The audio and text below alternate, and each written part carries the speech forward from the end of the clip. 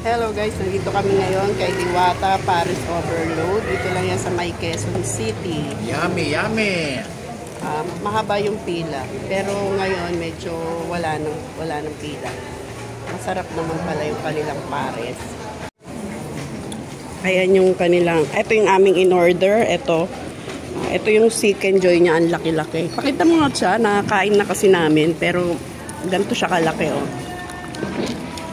Ito yung kanilang Paris Overload, 100 pesos. Kasama na yung drinks, plus only rice. Sisig niya. Ito yung sisig, 120. 120 yung sisig, no?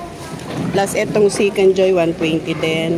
Breaded liempo, 120. Bagong luto, mainit. Plus spring, soft drinks. Punta na kayo dito guys. Masarap yung mga pagkain dito. Masarap. Medyo papasok lang pag di mo... Looban siya, kailangan i-waste nyo na lang para makita. May Visayas Avenue lang. Visayas Avenue, Quezon City. Pagdating namin kanina, punong-puno ito. Haba ng pila, pero tiyagaan lang kung gusto mong matikman ang Pares ni Diwata. Ayan, mga gutom na. Sarap ng kamayan, no? Dahan-dahan ng subo. Sarap. Dahan-dahan lang.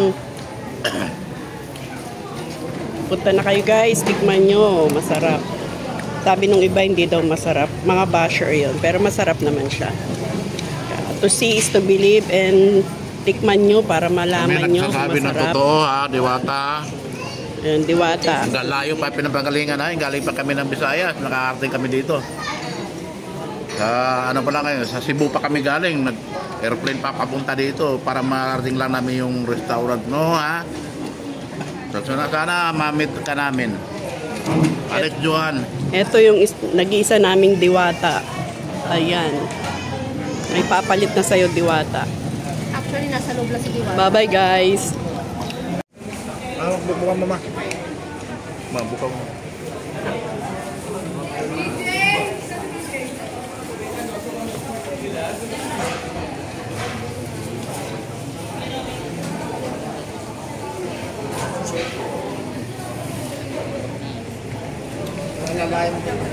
Gawa mo yung bag ko.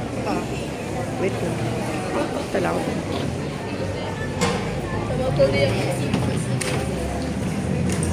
Ay, sorry.